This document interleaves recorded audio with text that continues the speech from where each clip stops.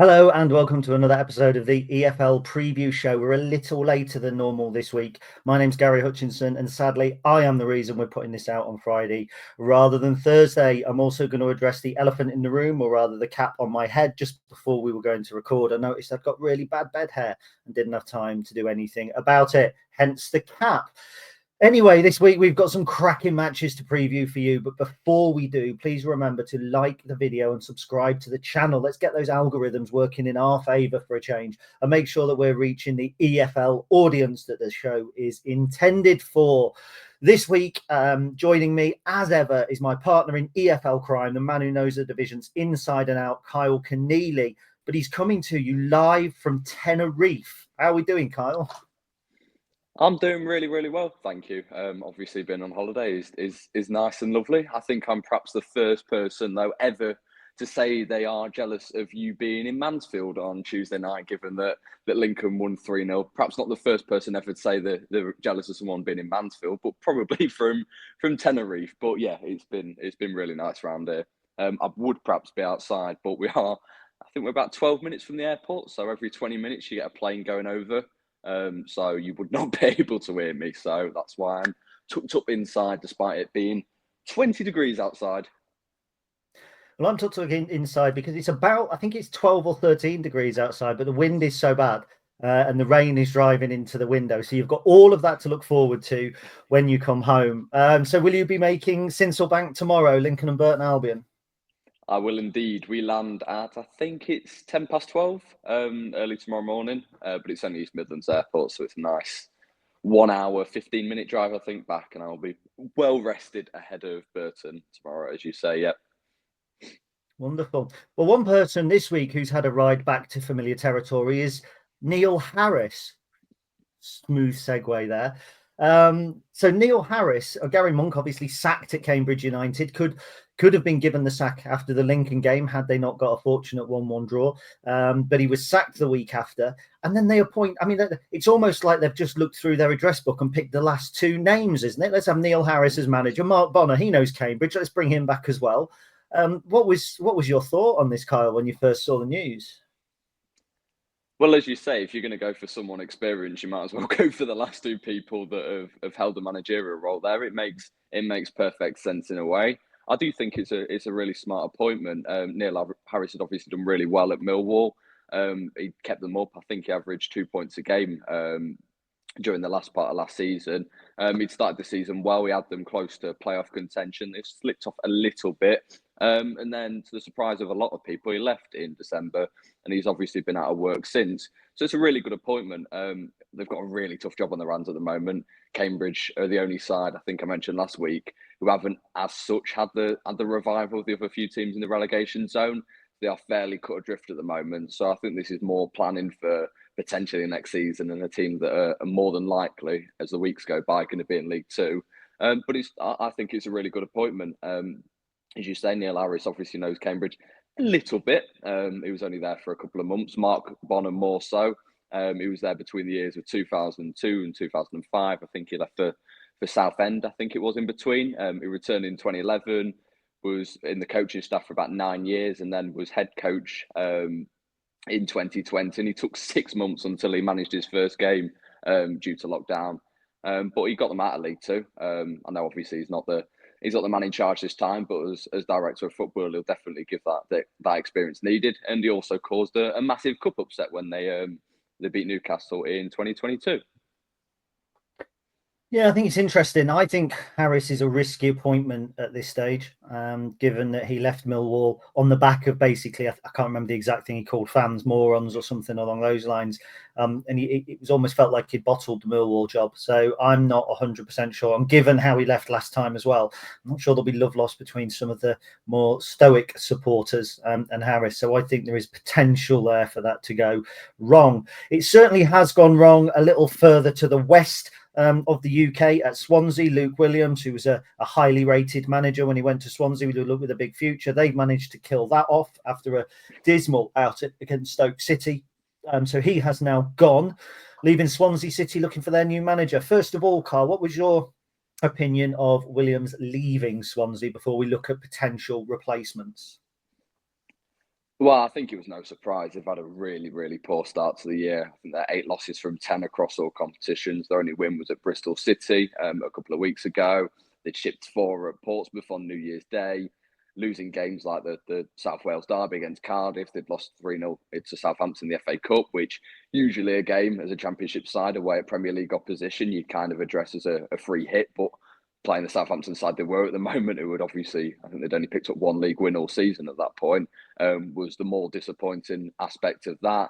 They conceded 5 at Norwich, and they've lost 3 out of 4 this month as well, aside from that win, as I say, against Bristol City. So that I don't think there was any real surprise that he'd been sacked. He was obviously a highly regarded manager. He'd done well previously at Notts County, but they'd some sort of playoff aspirations a little earlier in the campaign, but they're now closer to the bottom 3 than they are the top 6. So it is an interesting job for the rest of the season. I don't think they're in any real danger of properly dropping into the relegation battle, but with only an 8-point gap, if you continue that sort of form, then you might look at sort of what happened to Sunderland last year when they seemed to drop off a cliff. And had they started that run even earlier, then perhaps they would have been properly embroiled in a relegation battle. So there is no safety at this point in the season. It's a very risky thing to say that towards the end of February you're a side just sitting in mid-table in the Championship. So they need someone to come in certainly for the rest of the season and really steer the ship around.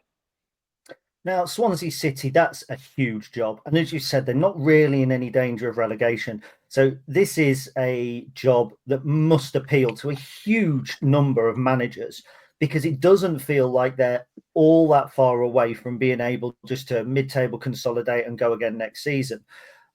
Now, I've seen former Manchester United coach Eric Ramsey has been linked with the job. There's Buckingham apparently not in the running, but has his admirers. I've seen Liam Rosenior's name in there. I've seen Rob Edwards' name in there. Is there anybody that jumps out to you that you think, do you know what, that's a match made in heaven?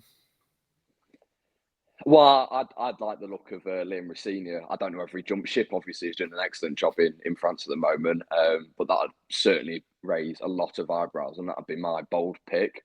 I think Rob Edwards has also been linked, obviously former Watford and Luton manager, who both played each other over the weekend, interestingly.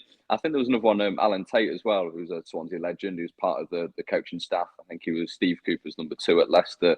So there's a couple of names in there that as I say, certainly ring a few bells and I think would be decent appointments. Des Buckingham would have been another one had he actually been more so in the frame. But yeah, it is a job that, as you say, appeals to a lot of people because they seem fairly set. You don't want to then go into a relegation battle, but they should be more than fine. If you take January out of the equation, I know it's a lot to say, but they were the month that they had the real thrashings, and the games this month, a lot of them have only been close losses. I think they lost against Sheffield Wednesday by a single goal. Coventry have obviously hit form, so they lost against them 2-0. So they are obviously not a million miles away from turning into a side that can definitely push on next season and should be a top half Championship side. Yeah, Liam Rosenior Strasbourg, currently 7th in the top flight in France, just 3 points behind Lyon in the final European qualification place. So it would be a real big ask for him. But Rob Edwards is one I like the look of. I think he's just got on a downward treadmill with Luton. And my understanding is that there may not be entire harmony behind the scenes at Luton. The Joe Taylor situation where you had Mick Harford, who was a big admirer and wanted him, Rob Edwards, who perhaps wasn't. So I think there were probably more fundamental problems there. Around Edwards' kind of compatibility with the rest of his staff rather than the job that he was doing.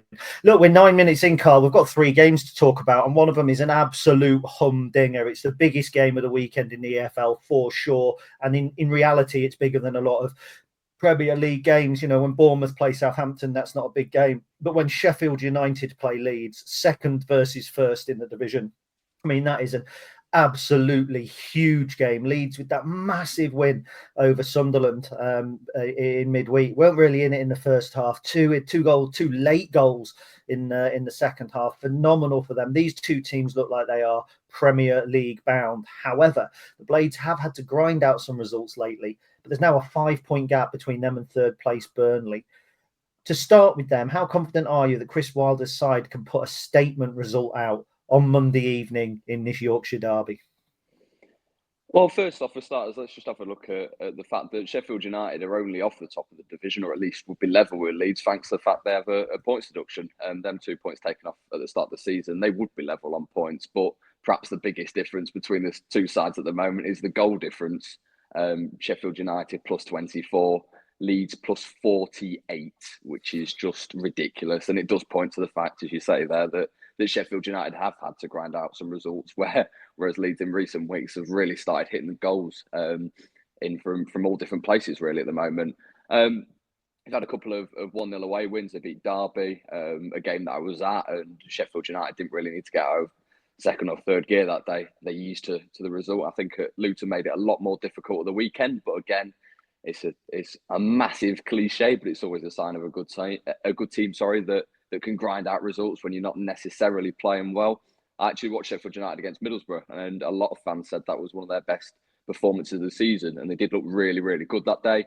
They were 1-0 up in the first half until a late penalty towards the end of the first half that was never a penalty, by the way, and then they went on and won in the second half, again with a couple of late goals. The edge past Portsmouth as well this month, despite probably being second best against one of the worst away sides in the division. So as I say, if you're gonna go on and get promoted, these are the sort of games that you don't look back at the end of the campaign and go, "Oh, that's why we got promoted." But they are as important as any win, and they are probably as important as well if they can go on and beat Leeds on Monday evening.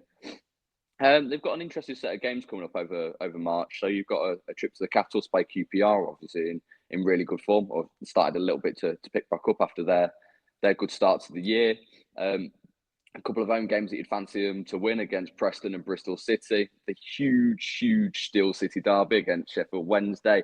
They've also got Coventry as well. And don't forget, they have Burnley to play away on Easter Monday, which is the third last game of the season. And Blackburn on the final day, which mentioning Burnley there would be very, very interesting if either Blackburn are in one of two positions, if they are set in the playoffs or if they are completely out of the playoff race. And I wonder what sort of Blackburn team would turn up that day if Sheffield United or Burnley were needing to get a result to go up. I'm not in any way indicating that Blackburn would roll over, but I'm certain that a lot of the away end that day would perhaps be hoping for a Sheffield United result, as I say, only if Blackburn have nothing to play for. Yeah, really interesting. Now we'll move on to Leeds United. Obviously, an absolutely huge club in English football, desperate to get back into the Premier League. Their goal difference has been boosted really by Cardiff City, hasn't it? Who they rolled over a few weeks ago with such ease. It wasn't even men versus boys; it was men versus ghosts. They overcame one of their biggest tests today as well earlier in the week when they defeated Sunderland, and it was in dramatic circumstances. The result had shades of the Leicester win last season as well, but do you think this season they've got what it takes to hold their nerve rather than bottling it late on? Yeah, do you know what? I think there's massive parallels to that game. I don't think this time around they will go on and finish in the playoffs. I do think now that they will be set for automatic promotion. But I just want to start with that game. Even the date of it, 23rd versus the 17th of February, they were both games had promotion contenders. So obviously, last season when they played Leicester, it was first versus second. This time it was second versus fourth, and the Leeds were only second because Sheffield United played earlier on in the weekend. The away side in both games led in the first half. 78th minute and 80th minute equalisers. I could go on. Even the final goal, 94th and 95th minute, and the atmosphere at the full-time whistle replicated in both games. But Leeds will be hoping this time that it is not in vain. And if you look at that home record, it is just absolutely magnificent. They've won 13 of their past 14 games at Ellen Road. They had a couple of draws at the start of the season. They dropped points, in a couple of games at the start of the season. I think they lost to Burnley as well early in September. So they were two of the first three games at home. But since then, they have been absolutely superb at home. As I say, since they played Burnley this time around at Turf Moor, towards the end of last month, they've really turned on the style. That game, I think a lot of people said was a really, really poor game. But since then, they've just hit another level. The 7-0 thrashing of Cardiff, as you alluded to there. Even beating Coventry 2-0 again, they probably should have scored at least double. They did then score double that when they beat Watford. And of course, the game on Monday night against Sunderland, which I watched the first half from a bar in Tenerife. And it was not the sort of result you were expecting. Having seen that first half, I thought Sunderland were excellent, but perhaps some substitutions in the game that tilted the game in Leeds' favour. Not so much just from the Leeds players that Daniel Farke brought on, but also the subs that Sunderland had made. They've also got a great defensive record at the moment. I think that perhaps goes under the radar with their goal scoring. Wilson Isidore on Monday night was the first player to score a league goal against Leeds in 7 games since their 3-3 draw with Hull. And again, I'd just like to look towards the end of the season.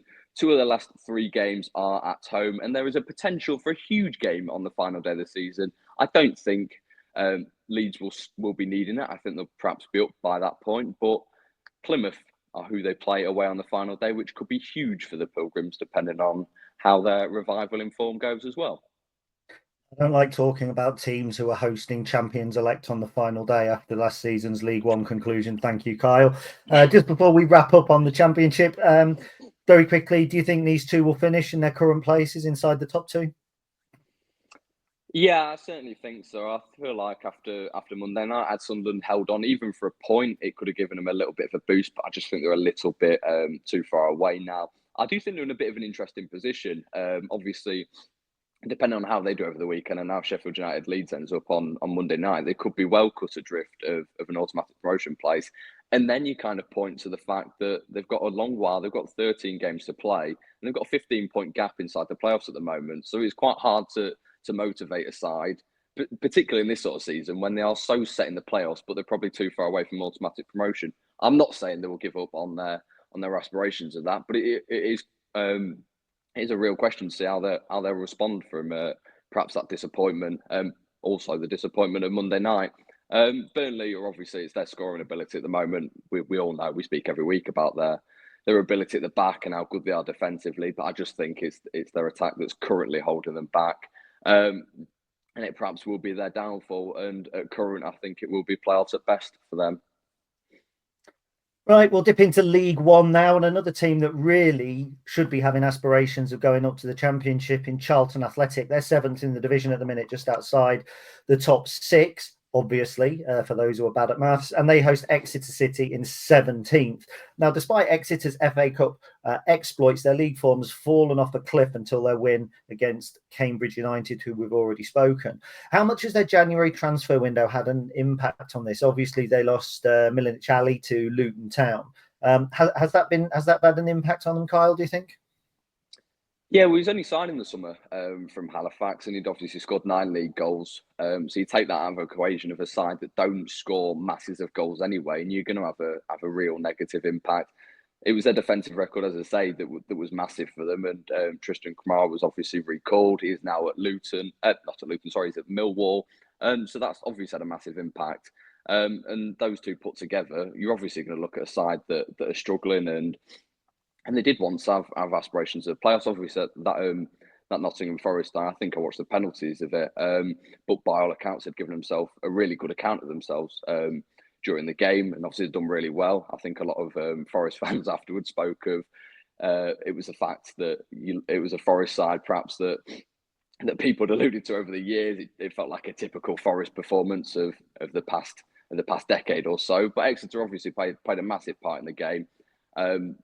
And obviously had 10 men as well for the whole of extra time. So that was huge. It was a really, really big result. They were really unfortunate to go on penalties. I don't think they're going to get dragged into a relegation battle, but it is always the concern. Particularly beating Cambridge at the weekend was absolutely huge in not falling into that. I think I mentioned Millwall a couple of weeks ago and games like that when their teams against the bottom to play, and just make sure you get them results and just stay in a position. They're obviously not going to challenge for the playoffs at this point of the season now, but they should be fairly set in mid-table for the rest of the season. Yeah, it's interesting you say that, because Mansfield Town manager Nigel Clough ascertained that his side were definitely in a relegation battle this season, and they've got 38 points, 9 clear of Burton, while Exeter have only got 35. They're only 6 clear of Burton. So that's really interesting. When you look up the table as well, we talked about Charlton in 7th. They're 3 points behind Leyton Orient, 7 points behind Stockport in 4th, but with a game in hand.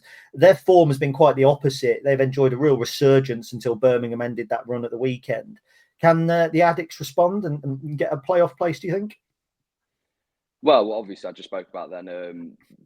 Exeter beating a relegation candidate. That's exactly what Charlton have done in their last 4 games at home. They beat Shrewsbury, Bristol Rovers, Stevenage, and Peterborough.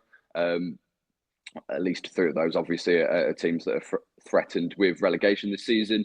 They were unbeaten at the Valley in almost 3 months. They last lost against Crawley back at the start of December. So they've won 6 out of their 7 games. Obviously, being at home has been huge for them. They've only had 2 away losses as well in 2025. One was at Rotherham when they had a little bit of a revival in January, and obviously the Birmingham game at the weekend, losing just by a single goal. I think Birmingham have done that plenty of time this season. They seem to always not give teams a chance as such, but they always seem to win by the odd goal rather than thrashing teams, despite having obviously lots of the ball in most of their games. They've got a really interesting run of fixtures when you look at, they've got Leyton Orient next Saturday. They go to Stockport a week later. 2 sides that are obviously chasing playoff positions themselves. And at least in Stockport's case at the moment, perhaps looking further afield for Wycombe's place in second. The final 5 games as well all look like teams that could have something to play for. They've got Cambridge and Northampton who are threatened with relegation. They then play Wycombe and Wrexham. Obviously, teams that could still be looking for promotion. Wycombe certainly should. Wrexham still might have automatic promotion ambitions. And they play Burton on the final day again, which could be absolutely huge for both clubs. It'll be really interesting, obviously, at that point of the season to see how both them sides have done in the next couple of months. Yeah, I think it's hard to look beyond the Charlton victory for that, to be honest. And they are a team that should be challenging for the top 6. I think they had a relatively tough start. But, you know, when I say money talks, being able to have a relatively strong squad and being able to make changes in the January transfer window to the positive rather than the negative, I think is massive. And I think that's where Charlton and Exeter probably mirror and eclipse each other. You know, they are 2 sides of the League One coin that are markedly different. And the aim is for the team like Exeter or Lincoln or Bristol Rovers or Northampton to become a team like Charlton or Huddersfield or Wrexham or Stockport with the means to kick on. Well, we've dropped down into League Two now with teams with means to kick on and means not to kick on. Accrington Stanley versus Doncaster Rovers. Now, Accrington are the epitome of a frugal side. They always work on a shoestring. They always seem to have a budget in the bottom 4 of the division, no matter what division they're in, whether it's League One or your local Sunday League. Accrington are at the bottom of the budget table, whereas Doncaster Rovers, big club, will certainly fancy being out of the basement division and back at least in the 3rd tier where they feel they will belong. Now, they have hit a slight bump in form in recent games, despite the goal-scoring exploits of a certain Rob Street on loan from Lincoln City. You're welcome, Doncaster. When they travel to the northwest this week, can they get back on track? They are only a point clear of Notts County in 4th, but Notts County have a game in hand. They're only a point clear of Bradford City, who have a game in hand. They're only 3 points clear of Port Vale in 6th, who have got 2 games in hand. They really need something, don't they, Kyle? Yeah, I certainly think that's the worry at the moment. Obviously, as you say, there'd be Morecambe on Tuesday night. Rob Street scoring very, very early on, and they hung on for a 1-0 win. A couple of them sides you mentioned as well, Bradford and Notts County.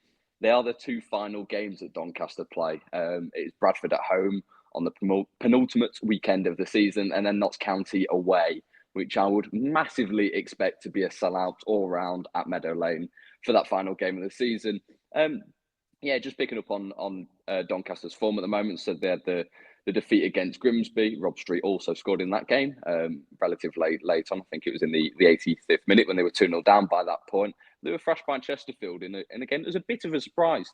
Doncaster had won 4 games before that, and a lot of people had alluded to their run last season from when they went. Aside, they were really struggling in League Two. They were right towards the bottom, and they flew up the table. Obviously, eventually finishing inside the playoffs and losing that playoff semi-final. But they perhaps look like doing the same again up until that Chesterfield game, and it's obviously hit them a little bit. I watched on that night, and there were a lot of mistakes they made from just a defensive point of view. Obviously, resulting in 5 goals. Doncaster did score twice themselves, including once in stoppage time. The game was obviously gone by that point. As I say, though, then wins there. They're Gillingham, Harrogate, Barrow, and MK Dons, who they all beat. It's a little bit of an inconsistent start to the year. In December. A couple of wins and a few losses in there. That's why perhaps a lot of people thought they'd kick on when they had that 4-game winning run, but it hasn't perhaps transpired that. But they will certainly be confident of getting another result against another side from the Northwest this weekend.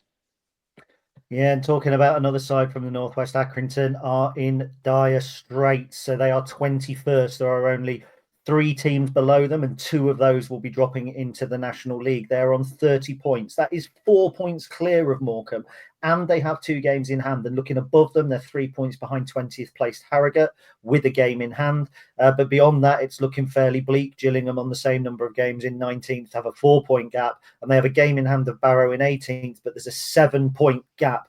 So you feel that Accrington are going to finish somewhere from 20th down, but will that be in the dreaded 23rd or 24th spot in the division? Are they a genuine relegation candidate?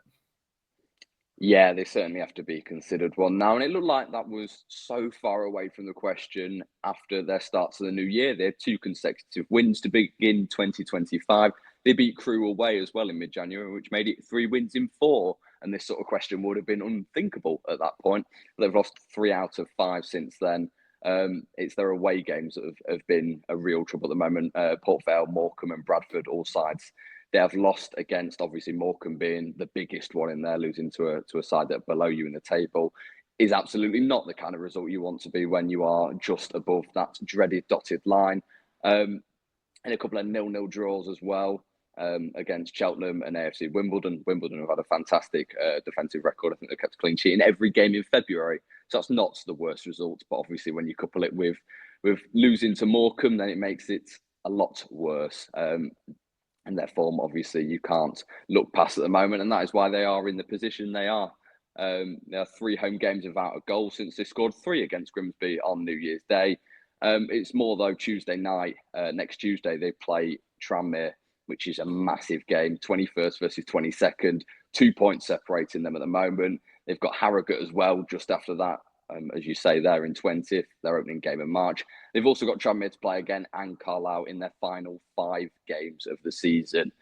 So unless unless Accrington can start picking up some points at the moment, they've got to be hoping that them games they can certainly pick up 3 points in, because who knows by what point all 3 of them sides what position they'll be in with 5 games to go. It could be huge. Accrington, as I say, will be hoping that they can put a few wins together before them games to avoid going into the final month of the season with something to play for.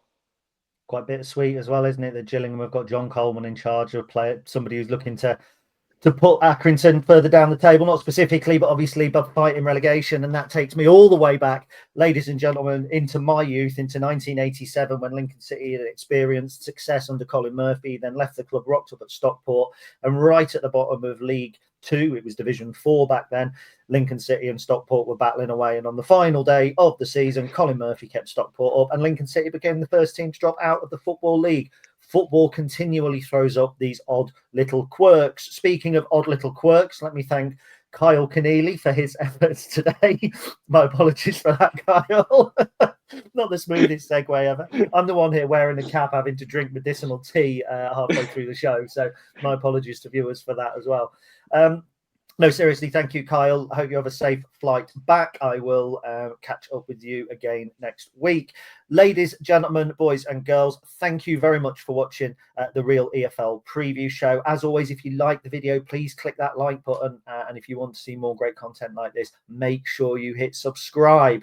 We'll be back next week with 3 more fantastic games where all I have to do is read out from an auto cue and Kyle will give you all the information. But until that, thank you very much and goodbye.